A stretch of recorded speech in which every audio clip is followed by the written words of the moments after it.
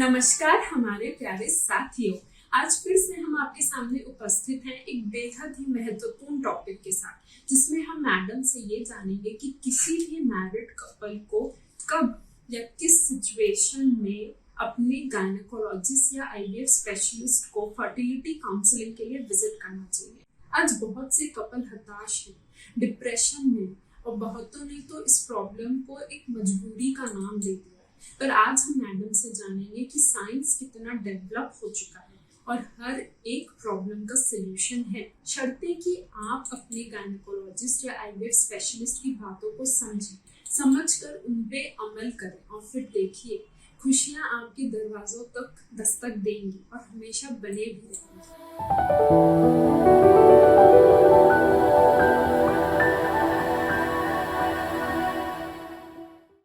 Welcome ma'am, welcome to the next episode.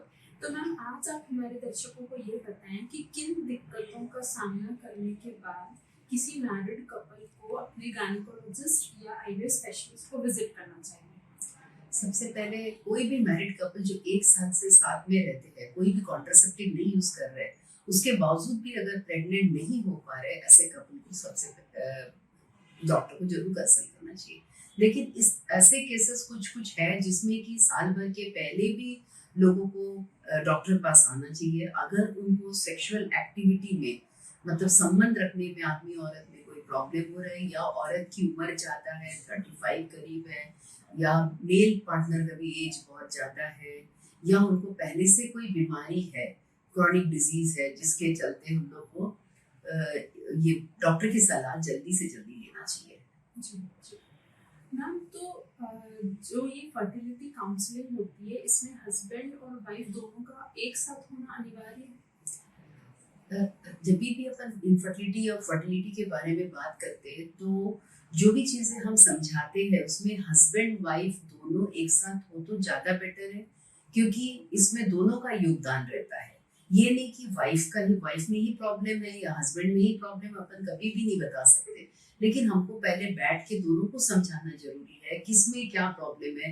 हम पूछ सकते हैं एक दूसरे से क्या करना है, क्या नहीं करना है, हस्बैंड की तरफ से क्या करना है, वाइफ को क्या करना है। इन लोगों को देख के एग्जामिन करके उनमें क्या प्रॉब्लम्स मिल रहे हैं जो कि उनको ठीक करना चाहिए। अपना लाइफस्टाइल जैसे फूड हैबिट्स वगैरह, एडिक्शन, अल्कोहल, टोबैको, ये सब बंद करना, तो ये सब चीज़ें। लेकिन कभी कभी कुछ केसेस में ऐसा देखा गया है कि कुछ बातें जो है हस्बैंड वाइफ के सामने नहीं बोलना चाहती है या वाइफ हस्बैंड के सामने नहीं बोलना चाहती है, तो कभी कभी दोनों को अलग अलग भी अपन काउंसलिंग के लिए बुलाते हैं। जी जी जी मैम, ये साइकोलॉजिकल कितना फर्टिलिटी जो मतलब काउंसलिंग होती है, साइकोलॉजिकली कितना इफेक्ट होता है?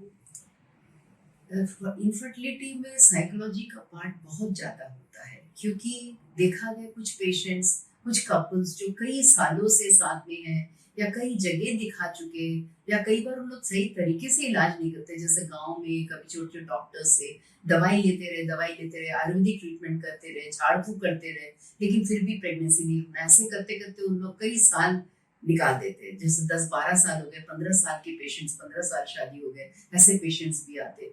तो जनरली ऐसे पेशेंट्स में देखा जाता है कि उन लोग बहुत ज्यादा डिप्रेस हो जाते हैं। हम तो इतना इलाज करा चुके, फिर भी हमारा बच्चा नहीं रुक रहा है, हमको शायद भगवान कभी बच्चा देगा ही नहीं, ऐसा वाला।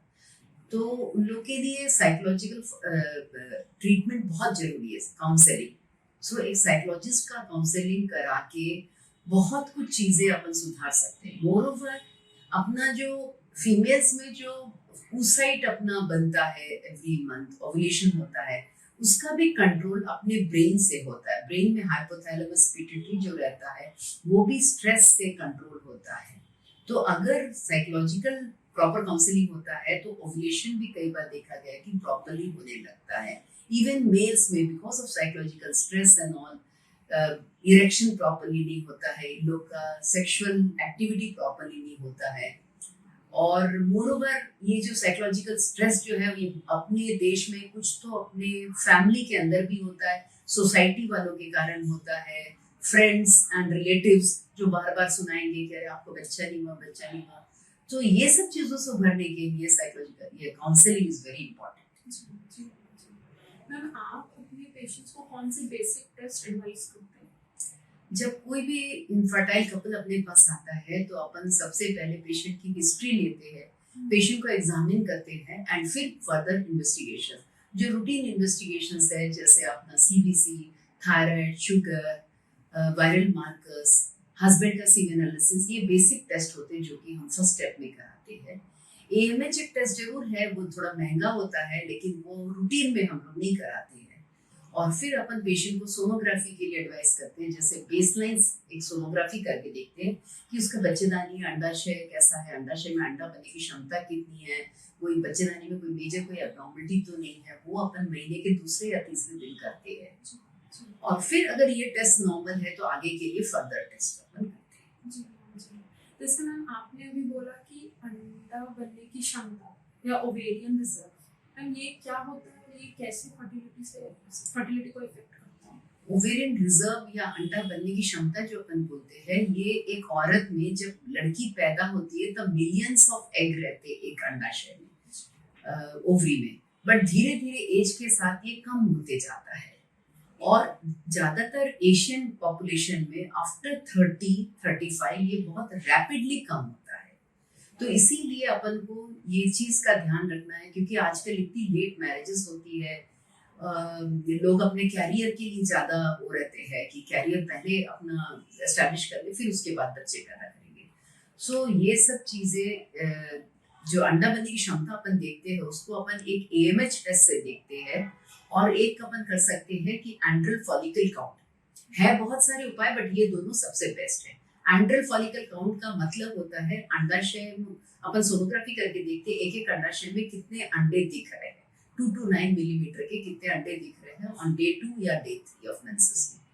और एंड्रल एएमएच जो है एंटी मुलेरियन हार्मोन, वो अपन ब्लड टेस्ट से पता कर सकते हैं कि अंडा बनने की क्षमता कितनी है, क्योंकि उसके बेसिस पे अपन को ट्रीटमेंट करना पड़ता है। उसके बेसिस पे अपन जब अपन इंजेक्शंस प्लान करते हैं क्या देना नहीं देना उसके बेसिस पे करते हैं। उसके बेसिस पे अपन ये भी डिसाइड करते हैं कि जल्दी ट्रीटमेंट करना है कि नहीं करना है या अपन धीरे धीरे करेंगे। सो वो सब चीजें बहुत कुछ डिपेंड करता है अपना इनफर्टिलिटी। मैम जैसे कोई भी इनफर्टाइल कपल है, जनरली आम जनता के मतलब ये सुनने में आता है कि महिलाओं को ही कोई दिक्कत होगी, पुरुष तो बहुत से टेस्ट भी नहीं करवाते, तो मैम इस पे आप क्या बोलना चाहेंगे? ये सब बातें क्लियर करने के लिए अपन को हमेशा फीमेल और मेल पार्टनर को बुला के काउंसलिंग जरूरी है। मेरे ख्याल से ये सब अपन मतलब लैक ऑफ नॉलेज बोल सकते हैं या मेल ईगो बोल सकते हैं या अपने सोसाइटी का जो कल्चर है उसकी वजह से हो सकता है, बट दोनों को बैठा के जब अपन समझाते हैं, अपन बताते हैं कि ऐसे ऐसे बच्चा रुकता है जिसमें कि दोनों पार्ट जरूरी है, फीमेल का भी उतना ही जरूरी है, मेल में भी मेल का अगर सीमेन ठीक नहीं है, प्रॉब्लम है, तो फिर बच्चा रुक ही नहीं सकता है। सो दोनों का ट्रीटमेंट जरूरी है, दोनों में प्रॉब्लम हो सकते हैं, या एक में भी हो सकता है। सो ये चीजें समझाना बहुत जरूरी है और मेल का भी सबको इन्वेस्टिगेट पूरा करना चाहिए। मैम जैसे अभी आपने बोला बच्चा रुक नहीं पाता है, बोलते हैं प्रेगनेंसी नहीं रुकती, मैम ये क्या होता है? प्रेगनेंसी नहीं रुकना मतलब वही है इनफर्टिलिटी, लेकिन हाँ जो प्रोसीजर है, नॉर्मल प्रोसीजर है, अपन पेशेंट को एक बार समझाते हैं कि कैसे प्रेगनेंसी रुकता है। नॉर्मल हर महीने ये है यूट्रस, ये है 2 अंडाशय और ये दोनों ट्यूब्स है। हर महीने एक एक अंडाशय में से अंडा बनता है और फूटता है। फूटने के बाद ये ट्यूब द्वारा, फैलोपियन ट्यूब या जो ये नली द्वारा बच्चेदानी के अंदर आता है। उस समय जब कांटेक्ट होता है तो ये जो सीमेन यहाँ पर रिलीज होता है और स्पर्म्स इसके अंदर ट्रैवल करके फिर स्पर्म और उस साइड औरत का जो पार्ट है वो है अंडा और आदमी का जो है वो स्पर्म, दोनों मिलके फर्टिलाइजेशन होता है। अगर फर्टिलाइजेशन प्रॉपरली हुआ तो फिर 5-7 दिन के अंदर अंदर ये यूट्रस के अंदर इम्प्लांट हो जाता है, मतलब उसमें बैठ जाता है और फिर बच्चेदानी के अंदर बच्चा पड़ने लगता है। इसीलिए अपना जो टाइम ऑफ इंटरकोर्स है, टाइम जिस समय अपन कांटेक्ट रखते हैं, वो पेशेंट्स को समझाना बहुत जरूरी है। ओव्यूलेशन जिस समय होता है, जिस समय ये अंडा फूट रहा है उसको अपन ओव्यूलेशन बोलते हैं। अंडा फूटने के समय के आसपास अगर कांटेक्ट होता है तो प्रेगनेंसी के चांस बढ़ते हैं। और ये जो अपने जो आदमी का जो कीटाणु अपन ये वेजाना में रिलीज होता है, ये देखा गया करीब 5 दिन तक ये आदमी का कीटाणु जो है स्पर्म्स फीमेल जेनिटल ट्रैक्ट पे रह सकता है, लेकिन अंडा जो बनता है वो अगर फर्टिलाइज नहीं हुआ तो एक दिन में ही वो एक दिन से ज्यादा उसका लाइफ नहीं रहता। इसीलिए अपन को किस फ्रीक्वेंसी से अपन को कांटेक्ट पेशेंट को बोलना है, रखना है, किस समय रखना है, वो अपन को समझाना जरूरी है। कई पेशेंट्स बोलते हैं हम तो कई सालों से साथ में रहते हैं, लेकिन आप जब हिस्ट्री लो तो पूछो तो पता चलता है कि लोग हफ्ते में एक बार, 2 हफ्ते में एक बार कभी कभी संबंध रखते हैं, तो उससे उनका चांसेस और कम हो जाते हैं। ये स्वस्थ बच्चादानी या हेल्दी यूट्रस से आपका क्या तात्पर्य है? यूट्रस का नॉर्मल जो शेप है, शेप एंड साइज, वो नॉर्मल ये रहता है। कभी कभी यूट्रस में कुछ कुछ एबनॉर्मलिटीज रहती है, जैसे ये है आर्कुएट यूट्रस, थोड़ा सा यूट्रस ऐसे ऊपर से ये है डिप्रेस्ड है। यूट्रस ग्रैडेल्फस मतलब यूट्रस अपना 2 भागों में डिवाइडेड है, इसमें भी प्रेगनेंसी हो सकता है, ऐसा नहीं है, लेकिन चांसेस कम रहते हैं। ये है बाइकॉन्वेट यूट्रस, इसमें भी प्रेगनेंसी नॉर्मली भी रुकता है, बट चांसेस कम रहते हैं, अबॉर्शन के चांसेस ज्यादा रहते हैं, प्री टर्म डिलीवरी के चांसेस ज्यादा रहते हैं, समय के पहले डिलीवरी हो जाना, या बच्चे का पोजीशन एबनॉर्मल रहता है कई बार इसमें।